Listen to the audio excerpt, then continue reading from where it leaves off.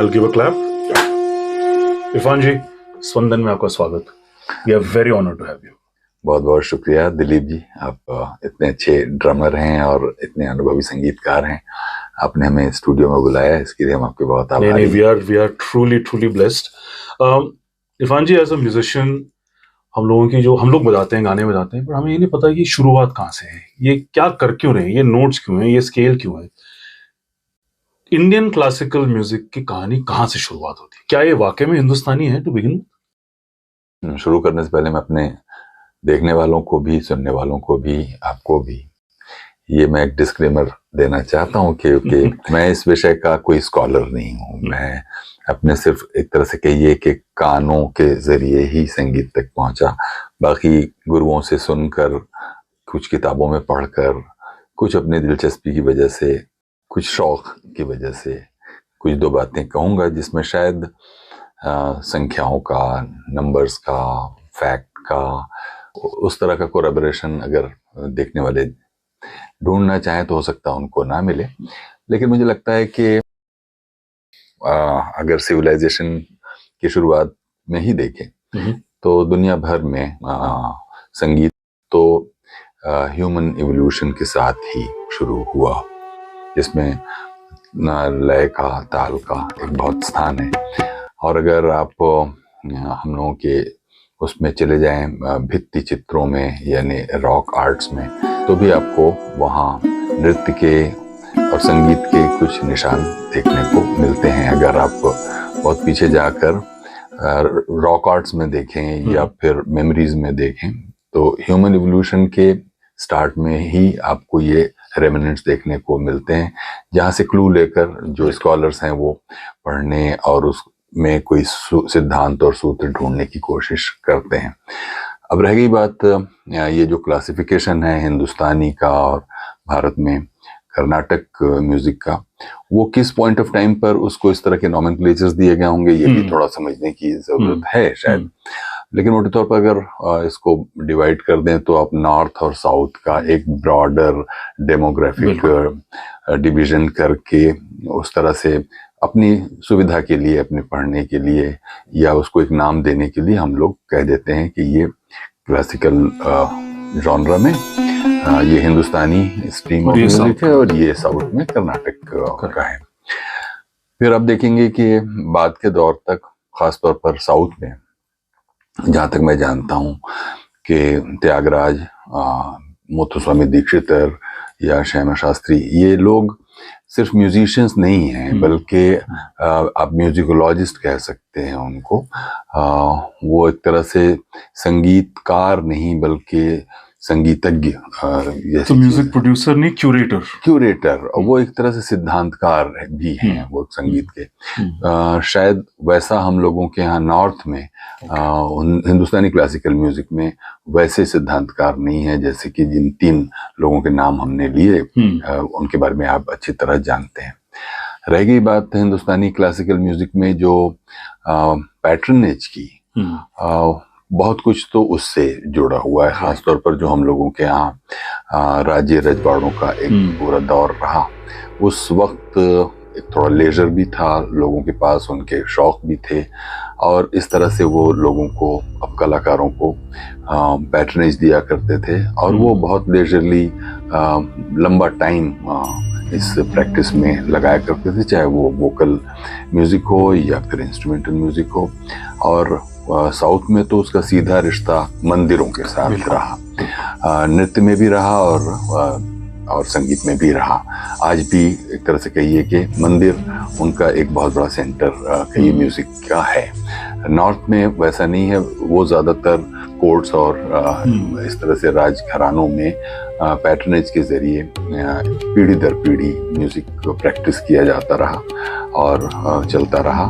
और तभी उसी क्रम में फिर घरानों का भी जो एक सर्टेन स्कूल ऑफ म्यूजिक है वो फिर शुरू हुआ, जो मुझे मोटा मोटी लगता है वो जो, और हम समझते हैं कि हमारे देखने वाले भी शायद इस वक्त वो उम्मीद नहीं कर रहे होंगे कि उनको कोई म्यूजिक में पीएचडी करना है या उस तरह का कोई एक स्कॉलरली इंसाइट चाहिए, बल्कि हम लोग इस पर बात कर रहे हैं एक ब्रॉडर क्यूरियोसिटी के बिल्कुल, तहत right. कि हम लोग जिस म्यूजिक को प्रैक्टिस करते हैं बिल्कुल उसकी जर्नी बिल्कुल क्या रही है। मतलब हम लोग ये चाहते हैं कि क्लासिकल म्यूजिक सिस्टम है, अगर एक स्टोरी का अगर कैरेक्टर हो जी राइट, सो उसका जन्म, उसका बर्थ, उनकी जर्नी।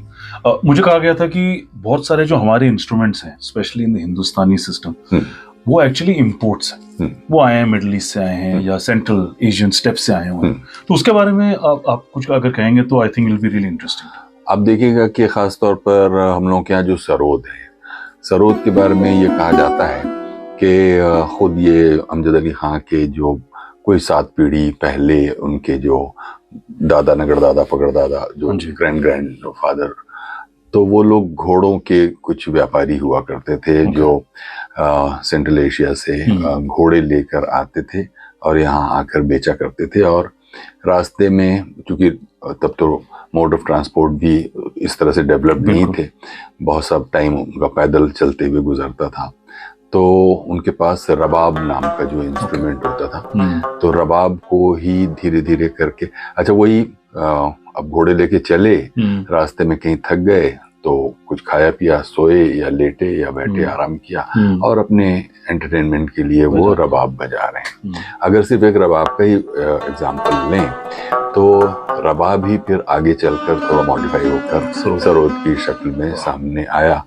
तो वही हम कहते हैं कि अमजद अली खां के अगर अभी मौजूदा पीढ़ी के लोग कहना चाहें तो हम लोग ऐसे मुहावरों में कहते हैं कि अरे तुम क्या करोगे, हमारे तो 7 पीढ़ी से, तो वाकई में 7 पीढ़ी literally. No, this is exciting, मुझे तो कोई आइडिया नहीं था इसके बारे में। सो आप कह रहे हैं कि जो इंस्ट्रूमेंट्स शुरुआत किसी फॉर्म में हुई और जब तक वो हिंदुस्तान पहुंची, जैसे भी पहुंची, तब तक वो cultures on the way it collected and it became बिल्कुल एन इंस्ट्रूमेंट ऑफ इट्स। जी। तो सिल्क रूट हुआ करता था जी, क्या सिल्क रूट का कुछ इसमें कुछ किरदार? जरूर। अब ये नहीं कहा जा सकता है कि सारे म्यूजिकल इंस्ट्रूमेंट्स की जर्नी बहुत सिमिलर इसी तरह की होगी, लेकिन देखिए हम लोगों के यहाँ तो कल्चरल इंटरमिंगलिंग एक बहुत पिकूलियर चीज है। हम लोग ये नहीं कह सकते कि हम लोग कोई मोनोलिथिक कल्चर है। हम लोग बहुत मिले जुले, वर्षों से व्यापार के लिए या राजकाज के लिए या एम्पायर एक्सपेंशन के लिए लोग एक जगह से दूसरी जगह तक आते जाते रहे, जिसमें से ट्रेड एक तो बड़ी चीज थी। इसके अलावा जो जिसे कहते हैं कि कोई कहीं से निकला और वो राज्य विजय करते हुए अपने एम्पायर एक्सपेंशन के लिए वो एक जगह से दूसरी जगह अलग अलग ज्योग्राफीज में ट्रैवल करते रहे, तो उनके साथ जाहिर है कि वो एक तरफ तो वो मिलिट्री एक्शन है, लेकिन उसके साथ साथ उसका कल्चरल इम्पोर्ट भी है कि अगर इंसान आएगा तो अपने साथ अपनी खान पान, अपनी मेमोरी, अपने कपड़े, अपनी बोली भाषा, अपना म्यूजिक, वो सब कुछ लेकर ही आएगा और एक दूसरे में पर असर डालेगा, मतलब खुद उससे असरअंदोज होगा और दूसरे पर असर डालेगा। ये तो एक नेचुरल एक चीज है अगर देखा जाए तो। उस तरह से हम लोग ये नहीं कह सकते कि कोई चीज हमारी, कोई प्योरली हमारी है, हमारी भी है, लेकिन उसके साथ साथ जैसे बोली भाषा पर असर पड़ता है और हम दूसरी भाषाओं के शब्द लेते हैं या एक्सप्रेशंस के और दूसरे इंपोर्ट्स हमारे यहाँ हैं, उसी तरह से कल्चर को लेकर भी है और खासतौर पर म्यूजिक में तो है ही। मतलब हर कहानी की तरह इस कहानी में भी चीजें जुड़ी जा रही हैं। बिल्कुल, लगातार ये डेवलप होती हुई ही चीज और आगे भी डेवलप होती रहेगी। एक जिंदा चीज की यही निशानी होती है कि वो अपने से कुछ पुरानी चीजों को छोड़ता है और नई चीजों को लेता है और अपने को नया करता है, इस तरह से आगे बढ़ता है। जी, आप जिक्र कर रहे थे मिलिट्री एक्शन और किंगडम। कहते हैं कि जब kingdoms are at war, so art and culture background में चले जाता है क्योंकि आपने सरवाइव करनी है। जी, तो क्या जब इंडिया में या सब कॉन्टिनेंट में जब एक स्टेडी एम्पायर आया, मुगलों का आया, जहां पे सारी वॉरिंग किंगडम्स एक हुई थी, क्या is that the starting point जहां पे ये जो सिस्टम था और ये जो पेट्रनेज थी दैट रियली बिकम सॉलिडिफाइड, और यहाँ से एक्चुअली हम कह सकते हैं कि म्यूजिशियंस, कोर्ट म्यूजिशियंस को वो लेगेसी मिलने लगी, वो रिस्पेक्ट मिलने लगी? बिल्कुल, आपका कहना सही है। कुछ इसी तरह का है। जब भी उतना टर्मोइल नहीं रहेगा, थोड़ा पीस है, अब बहुत कुछ वॉर फ्रंट पर हमेशा अनसर्टेन नहीं है, तो लोगों की जिंदगियां थोड़ी सी सुकून में है, तो उस वक्त उनको ज़्यादा एक उसमें आप स्पिरिचुअल सर्च कह लीजिए या और कोई मेंटल पीस चाहिए, इसके लिए ये तो एक बहुत ज़रूरी चीज़ें हैं। पोइट्री है, पेंटिंग है। इसीलिए आप देखेंगे कि तमाम ये जो राजघराने या जो रियासतें हुई, उनके यहाँ आपको पेंटिंग के स्कूल भी देखने को मिलते हैं कि कांगड़ा का अलग स्कूल है, तो राजपूतों का अलग है, मुगल शैली का आर्ट अलग है। तो आपको पूरे देश में पेंटिंग में या डांस ट्रेडिशंस में भी, उसमें भी थोड़ा फोक का और लाइट क्लासिकल डांस फ्यूजन और हाँ, वो मिक्सचर होता चलता रहता है। तो इस तरह से जो पीस टाइम है वो सबसे ज्यादा फर्टाइल टाइम है, अगर देखा जाए तो किसी इस तरह की कल्चरल एक्टिविटीज के लिए। तो ये गोल्डन एज कह सकते हैं? बिल्कुल कह सकते हैं। इस गोल्डन एज, जैसे आजकल तो म्यूजिक है तो म्यूजिक में रॉक स्टार होते हैं, हर एक श्रेणी और हर एक स्टाइल ऑफ म्यूजिक और जॉनर में उनके रॉक स्टार्स होते हैं। अर्लीस्ट इंडियन क्लासिकल सिस्टम और इंडियन सिस्टम के ऐसे कौन शख्स हैं, ऐसे कौन कैरेक्टर्स हैं जो आप कहेंगे कि उस जमाने के रॉक स्टार्स थे? अब देखिए, अगर नाम लिया जाए तो फिर शायद कुछ ऐसे नाम छूट जाएंगे जिसमें उनके प्रति अन्याय होगा।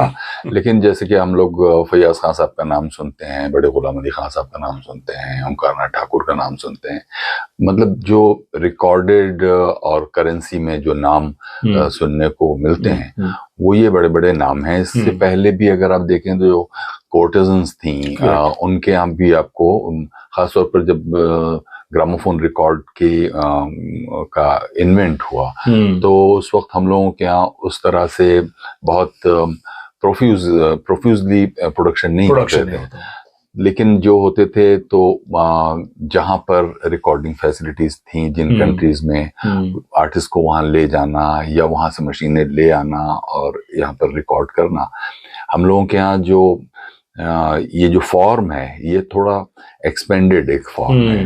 मतलब रागों की जो बढ़त और उसका पूरा एस्टेब्लिशमेंट है वो टाइम टू टाइम वेरी करता है, और वो उसमें जो आलाप और विलंबित और द्रुत का जो एक पूरा स्ट्रक्चर है, उसमें जरूरी नहीं है कि रिकॉर्डिंग का जो फीचर आपको एक डिस्क जो टाइम देता है उसमें वो फिट हो सकता है। तो वो बड़ा एक चैलेंजिंग टाइम था।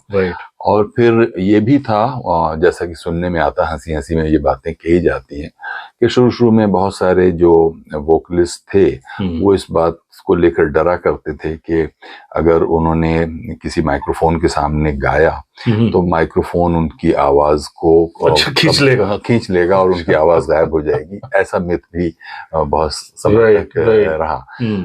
लेकिन फिर भी साहस करके बहुत सारी औरतों ने और बहुत सारे आदमियों ने, मतलब मेल सिंगर्स और म्यूजिशियंस ने और फीमेल म्यूजिशियंस, और वो एक जमाने के बड़े स्टार हुआ करते थे जिनमें गौहर जान का नाम हम सभी लोग जानते हैं आज की तारीख में, चूंकि उनके ऊपर एक बड़ी अच्छी, उनके बारे में बताइए जरा। गौहर जान के बारे में तो एक बड़ी किताब ही शायद विक्रम संपत की मौजूद है, लेकिन इतना ज़रूर मैंने जो पढ़ा और यारों से सुना कि वो अपने ज़माने की एक बहुत धनाढ्य महिला थी और बहुत अपनी शर्तों पर काम किया करती थी। उस ज़माने में शायद और कोई दूसरा म्यूजिशियन उनकी तरह, मतलब रिच और उनके डिक्टेट्स जिस तरह से चला करते थे, तो वो दौर गौहर जान का तो बहुत एलेबरेटेड ढंग से किताबों में आज की तारीख में मौजूद है। ये क्या टाइम रहेगा? What is the time? अब एग्जैक्टली मुझे टाइम कहना मुश्किल है, लेकिन शायद वो लेट 19th सेंचुरी होगा। तो उस जमाने के लिए for a woman to be like this, क्या वाज इट आल्सो इंस्ट्रूमेंटल?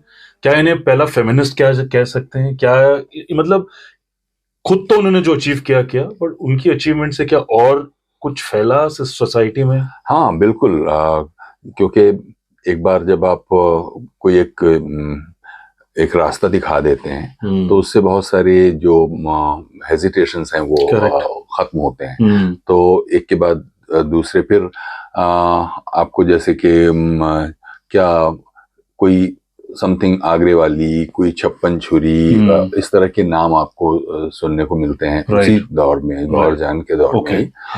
और इसलिए चूंकि शुरू में ये जो नॉन इंडियन लोग रहे होंगे वो उनके नाम भी ठीक से नहीं प्रोनाउंस, मतलब ब्रिटिशर्स जो थे या जर्मन या स्वीडिश या जो दूसरे कंट्रीज के लोग जो इस टेक्नोलॉजी का इस्तेमाल कर रहे थे और डॉक्यूमेंटेशन का ये काम कर रहे थे, तो इसलिए उनके रिकॉर्डों में उनके नाम भी आखिर में वो बोलते हैं, अपने नाम रजिस्टर कर देते हैं। तो वो भी अभी भी ये रिकॉर्ड की तरह मौजूद है कि आप चाहें तो आज भी वो जो पुराने लैक के रिकॉर्ड्स हैं उसमें 78 RPM के उसमें उनके नाम सुनने को मिलते हैं। वाह। एंड ऑफ द शो में आपसे जरूर अगर पॉसिबल है तो एक प्लेलिस्ट मांगेंगे आपसे जी सर, और ऑडियंस जो अगर शुरुआत करनी है इन चीजों से, बिल्कुल डेफिनेटली। यहाँ से हिंदुस्तानी इंडियन सिस्टम चलो इकट्ठा करते हुए पहुंच गई इंडिया, इस सब कॉन्टिनेंट या जो भी कहते हैं, बिकॉज उस जमाने में इंडिया बॉर्डर तो थे नहीं कुछ इस सब कॉन्टिनेंट में, अब आ गई हैं तो रहना भी कहीं है जी।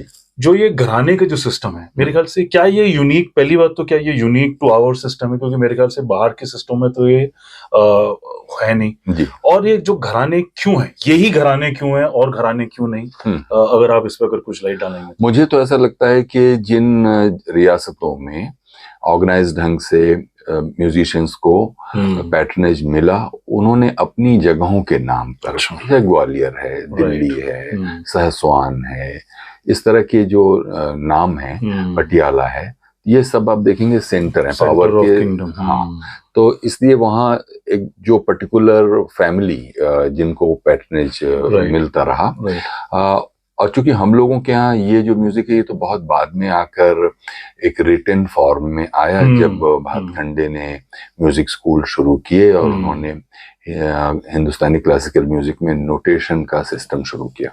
नोटेशन तो वेस्टर्न म्यूजिक का एक कैरेक्टरिस्टिक है और हम लोगों के यहाँ नोटेशन कभी था ही नहीं। अच्छा, यहाँ तक कि जो हम लोगों का पॉपुलर हिंदी फिल्म म्यूजिक है उसमें भी बहुत कम लोग नोटेशन जानते थे, बल्कि उसमें मन्ना डे एक नाम है जो जिनको नोटेशन आता तो फिर ये सिर्फ क्या साउंड के हिसाब से लिखा जाता है? ये बहुत एम्पिरिकल ढंग से ही काम करते रहे, जितने भी मतलब सिंगर्स थे और म्यूजिशियंस थे, खासतौर पर ओल्ड बॉलीवुड म्यूजिक मैन्युफैक्चरिंग की पूरी दुनिया बहुत एम्पिरिकल ढंग से ही चलती रही और उनके अंदर वो था, मतलब उनके अंदर वो टैलेंट था, एक तरह से कहिए कि म्यूजिक कंपोजर के आइडिया को ठीक से परसीव कर लेना। और आपको मालूम है कि ये इतना खर्चीला काम है जिसमें बहुत शुरू में तो आपको जो म्यूजिक रिकॉर्ड हो रहा होता था वो तो सीधे फिल्म पर ही रिकॉर्ड हो रहा होता था, मतलब ये नहीं था प्लेबैक सिंगिंग भी नहीं थी, जो भी करना होता था आपको लोकेशन पे करना होता था। जिसमें जोराबाई अंबाले वाली कहा करती थी कि हम लोग रात में कहीं पर किसी सेट पे अगर गा रहे हैं, अब रात में इसलिए कि ट्रैफिक का साउंड थोड़ा कम हो जाए या चिड़ियों की आवाजें कम हो जाए वगैरह वगैरह, फिर भी रात में अगर कहीं कोई कौवा बोल उठा तो वो गाना फिर नए से स्टार्टिंग, सारे म्यूजिशियंस वहीं होंगे सब कुछ। मतलब आज की कोई स्टूडियो का कॉन्सेप्ट नहीं था, स्टूडियो का कोई कॉन्सेप्ट नहीं था, प्लेबैक सिंगिंग का नहीं था, जो भी एक्टर एक्ट कर रहा है वो गाएगा। और तो अगर आप पॉपुलर म्यूजिक से देख लें और या फिर आप इसमें चले जाएं तो हम लोगों के यहाँ नोटेशन का कोई कॉन्सेप्ट था नहीं। नोटेशन का कॉन्सेप्ट तो भातखंडे एक तरह से लाए, जिन्होंने फिर स्कूल भी बनाए ताकि। अच्छा, एक दूसरी चीज भी जो भास्कर चंद्रवर्कर कहा करते थे, जो मुझे यहाँ जरूरी है कहना, शायद उनका जो थ्योराइजेशन या उनका जो ऑब्जर्वेशन था वो मुझे बड़ा अच्छा लगता है। वो कहते हैं कि हम लोगों के यहाँ जो म्यूजिकल इंस्ट्रूमेंट्स हैं वो हम लोग अपने शरीर के साथ उसको रखते हैं, मतलब उसके साथ एक टच का और फील का एक हमारे पास एक ऑर्गेनिक एक रिश्ता है। जबकि अगर आप वेस्टर्न म्यूजिक में चाहे वो कीबोर्ड्स हों या दूसरे इंस्ट्रूमेंट्स हों उसको आप दूर से बजाते हैं, जबकि खुद विचित्र वीणा जैसा जो इंस्ट्रूमेंट है उसको बॉडी पर रखकर ही ट्यून किया जाता है। मतलब अगर बॉडी से बाहर रख के आप ट्यून करें और फिर चढ़ाएं ऊपर तो वो उतर जाएगा। इसलिए उसको शरीर का हिस्सा बनाकर, उसी तरह से फ्लूट को देख लीजिए या फिर आप अपने खटाम हो गया, हाँ ये सब आप उसको ओन करते हैं, उसको ऑर्गेनिकली ओन करके इस तरह का एक म्यूजिक। तो अगर देखा जाए कि हम लोगों के यहाँ, आप जहाँ से आपने छोड़ा था, कि हम लोगों के यहाँ घरानेदारी का जो सिलसिला है वो उसी तरह है जैसे हम लोगों के यहाँ नॉलेज को इम्पार्ट करने के लिए श्रुतियों का एक तरह के सुनकर वो सीखेगा। जो कुछ भी हमको मालूम है, चाहे मेडिसिन के बारे में, फिलॉसफी के बारे में, मैथ्स के बारे में, वेदास के बारे में, वो हम बोलेंगे और आप सुनेंगे। ये जो पूरा नालंदा और तक्षशिला की यूनिवर्सिटियां थी उसमें कोई किताबें उस तरह चलन में नहीं थी जितनी कि गुरु अपने शिष्यों को गुरुकुल में बोलकर समझाया करता था और वो उसे मेमोराइज कर दिया करता था। तो जो मेमोराइज की गई चीज थी वो और वर्षों तक आप किताबें जला सकते हैं या खो सकते हैं, लेकिन मेमोरी को तो आप नहीं खत्म कर सकते। इस तरह से वो ये जो बहुत पर्सनल एक ट्रेनिंग का जो सिस्टम था, गुरु शिष्य परंपरा, उसी का एक एक्सटेंशन या कहिए उसका नॉमेनक्लेचर घरानेदारी है। वो एक तरह का स्कूल ही है, मतलब एक पर्टिकुलर स्कूल ने एक खास तरह की लयकारी को या गायकी की एक स्टाइल को अपनाया और उसको पीढ़ी दर पीढ़ी प्रैक्टिस करते जा रहे हैं। इसलिए बहुत डिस्टिंक्टली आप पहचान सकते हैं कि ग्वालियर घराने में, पटियाले घराने में डिफरेंस क्या है। मतलब सुनकर आप अंदाजा लगा सकते हैं कि ये जरूर ये एक्सप्रेशन तो सिस्टम सेम है बट एक्सप्रेशंस अब इंडिविजुअलाइज हो गए। जी। ओके। और ये इसके वजह से हुई क्योंकि ये ओरल ट्रेडिशन था तो शायद स्टार्टिंग सबकी सेम हुई होंगी, बट क्योंकि मैंने आपको बताया, आपने आगे बताया, वो बस म्यूटेट करते हुए बनती रही, इसी की वजह से डिफरेंस हो गया। बिल्कुल। ओके, बिल्कुल। अच्छा, तो मेरा जो आप कह रहे हैं, मेरा समझना ये है कि क्लासिकल म्यूजिक की जो रॉयल पेट्रनेज थी उसके वजह से उसको जगह मिली, विच मीन्स वो कॉमन पीपल के लिए वो एक्सेसिबल था नहीं। बिल्कुल। तो ये कॉमनर्स को कब एक्सेसिबल हुआ, ये कब हुआ?